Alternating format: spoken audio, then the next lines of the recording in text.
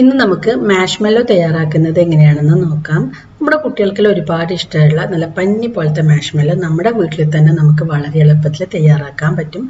വളരെ കുറച്ച് ഇൻഗ്രീഡിയൻസ് വെച്ചിട്ട് ഈ ഒരു മാഷ്മെല്ലോ എങ്ങനെയാണ് തയ്യാറാക്കുന്നത് നോക്കാം. നമുക്ക് ആദ്യം പഞ്ചസാര ഒന്ന് പൊടിച്ചെടുക്കണം. ഞാനിവിടെ 1/4 കപ്പ് പഞ്ചസാര മിക്സിയുടെ ജാറിലേക്ക് ഇട്ടിട്ടുണ്ട്. ഇതിലേക്ക് നമുക്ക് ഒരു 1/4 കപ്പ് കോൺഫ്ലോർ കൂടി ചേർത്ത് കൊടുക്കാം. അപ്പോൾ ഈ ഒരു പഞ്ചസാരയും കോൺഫ്ലോറും ചേർത്ത് നന്നായിട്ടൊന്ന് പൊടിച്ചെടുക്കാം. ഇനി നമ്മൾ എന്തിലാണോ ഈ ഒരു മാഷ്മെല്ലോ സെറ്റ് ചെയ്യുന്നത് അതിലേക്ക് ഈ ഒരു പഞ്ചസാര അരിച്ച് ചേർത്ത് കൊടുക്കണം. നമ്മൾ ഈ ഒരു പഞ്ചസാര ചേർക്കുന്നതിന് മുമ്പ് പാത്രത്തിൽ നമ്മൾ നന്നായിട്ട് ഓയിൽ ബ്രഷ് ചെയ്ത് കൊടുക്കണം. അതിനുശേഷം വേണം പഞ്ചസാര ചേർത്ത് കൊടുക്കാൻ വേണ്ടിയിട്ട്. ഈ ഒരു പഞ്ചസാരയിൽ നിന്ന് പകുതി മാത്രമേ ഞാനിപ്പോൾ ചേർക്കുന്നുള്ളൂ, ബാക്കി നമുക്ക് പിന്നീട് ചേർക്കേണ്ടതാണ്.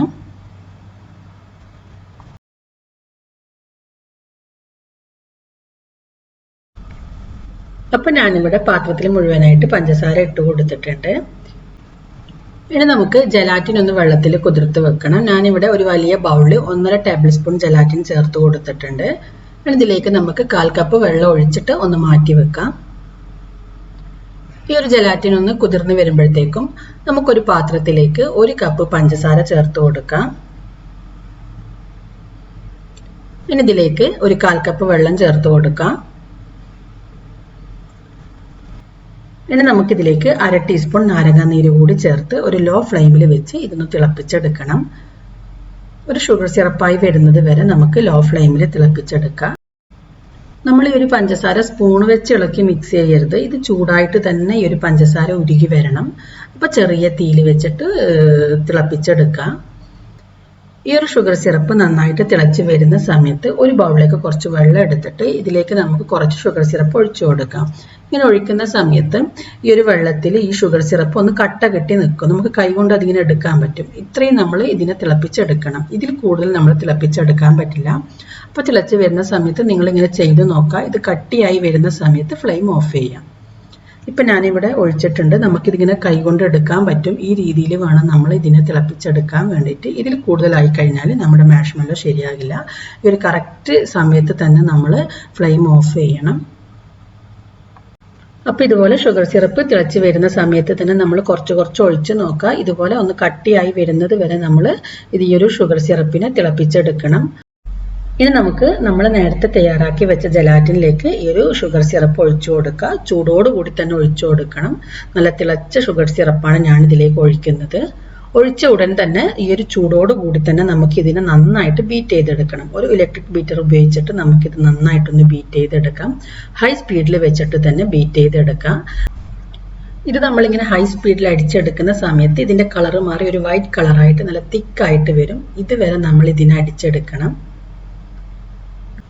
ഇപ്പം ഇത് നല്ല വൈറ്റ് കളറായിട്ട് നല്ല തിക്കായി വന്നിട്ടുണ്ട്. ഈ സമയത്ത് നമുക്ക് ഇതിലേക്ക് 1 ടീസ്പൂൺ വാനില എസൻസ് ചേർത്ത് കൊടുക്കാം. അതേപോലെ നിങ്ങൾക്ക് ഈ സമയത്ത് തന്നെ കളർ ചേർത്ത് കൊടുക്കുക. നിങ്ങൾക്ക് ഇഷ്ടമുള്ള ഫുഡ് കളർ ഇതിലേക്ക് ചേർത്ത് കൊടുക്കുക.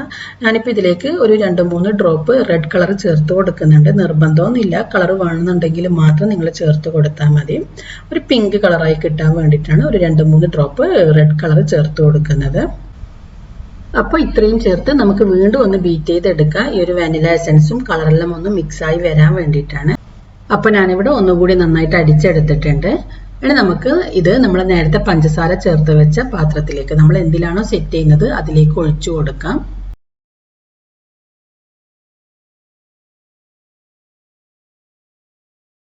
ഇത് മുഴുവനും ഇതിലേക്ക് ഒഴിച്ചതിന് ശേഷം നമുക്ക് കയ്യിൽ കുറച്ച് ഓയിൽ തടവിയിട്ട് ഒന്ന് ലെവൽ ചെയ്ത് കൊടുക്കാം. കയ്യിൽ ഓയിൽ തടവിയിട്ടില്ലെങ്കിൽ ഇത് കയ്യിൽ നന്നായിട്ട് ഒട്ടിപ്പിടിക്കും. അപ്പം ഈ ഒരു ഒട്ടിപ്പിടിക്കാതിരിക്കാൻ വേണ്ടിയിട്ടാണ് കയ്യിൽ ഓയിൽ തടവിയിട്ട് വേണം നമ്മൾ ഇതിനെ ലെവൽ ചെയ്ത് കൊടുക്കാൻ വേണ്ടിയിട്ട്. ഇനി നമുക്കിത് സെറ്റാകാൻ വേണ്ടിയിട്ട് ഒരു 5-6 മണിക്കൂർ വെക്കണം. കൂടുതൽ സമയം വെച്ചാൽ കുറച്ചുകൂടി നന്നായിട്ട് സെറ്റായിട്ട് വരും. ഫ്രിഡ്ജിലൊന്നും വെക്കേണ്ട ആവശ്യമില്ല. റൂം ടെമ്പറേച്ചറിൽ തന്നെ ഇത് സെറ്റായിട്ട് വരും. നന്നായിട്ട് അടച്ചിട്ട് ഒരു 5-6 മണിക്കൂർ, മിനിമം ഒരു 5-6 മണിക്കൂറെങ്കിലും വെക്കാം. കൂടുതൽ സമയം വെക്കാൻ പറ്റുമെങ്കിൽ കൂടുതൽ സമയം വെക്കാം. സമയം കഴിയുന്തോറും ഇത് നന്നായിട്ട് സെറ്റായിട്ട് വരും. അപ്പോൾ ഞാനിവിടെ കുറച്ചധികം സമയം തന്നെ ഇത് സെറ്റാകാൻ വെച്ചിട്ടുണ്ട്. ഇനി നമുക്കിതിനെ ഒരു പാത്രത്തിൽ നിന്ന് മാറ്റാം. അതിനു മുമ്പ് നമുക്ക് നമ്മൾ നേരത്തെ മാറ്റി വെച്ച പഞ്ചസാര പൊടിച്ചത് ഇതിലേക്ക് ചേർത്ത് കൊടുക്കണം. ഇതിൻ്റെ മുകളിലേക്ക് കുറച്ച് ഇട്ട് കൊടുക്കണം. കാരണം ഇത് ചെറുതായിട്ടൊന്ന് കയ്യിൽ ഒട്ടിപ്പിടിക്കും. അപ്പോൾ അതില്ലാതിരിക്കാൻ വേണ്ടിയിട്ട് ബാക്കി പഞ്ചസാര പൊടിച്ചത് ഇതിൻ്റെ മുകളിലേക്ക് ചേർത്ത് കൊടുക്കാം. അതിനുശേഷം ഈ ഒരു പാത്രത്തിൽ നിന്ന് നമുക്കിത് മാറ്റാം. ഇനി നമുക്കിതിനെ ഇഷ്ടമുള്ള വലുപ്പത്തിൽ കട്ട് ചെയ്തെടുക്കാം. കട്ട് ചെയ്യുന്ന സമയത്ത് കത്തിയിൽ കുറച്ച് ഓയിൽ ആയി കൊടുക്കുകയെന്നുണ്ടെങ്കിൽ നമുക്കിത് പെട്ടെന്ന് തന്നെ കട്ട് ചെയ്തെടുക്കാൻ പറ്റും. ഇങ്ങനെ നമുക്ക് ഇഷ്ടമുള്ള വലുപ്പത്തിൽ കട്ട് ചെയ്തതിന് ശേഷം വീണ്ടും കുറച്ചുകൂടി പഞ്ചസാര ചേർത്തൊന്ന് മിക്സ് ചെയ്ത് കൊടുക്കാം. ശരിക്കും നമ്മൾ പുറത്തുനിന്ന് വാങ്ങിക്കുന്നതിനേക്കാൾ കൂടുതൽ ടേസ്റ്റിൽ തന്നെ നമ്മുടെ വീട്ടിൽ തന്നെ നമുക്ക് ഈ ഒരു മാഷ്മെല്ലോ തയ്യാറാക്കാൻ പറ്റും. അപ്പോൾ തീർച്ചയായും നിങ്ങൾ എല്ലാവരും ഇത് ട്രൈ ചെയ്ത് നോക്കണം. നല്ല പഞ്ഞി പോലത്തെ മാഷ്മെല്ലോ ആണ്, കുട്ടികൾക്കെല്ലാം ഒരുപാട് ഇഷ്ടമാകും.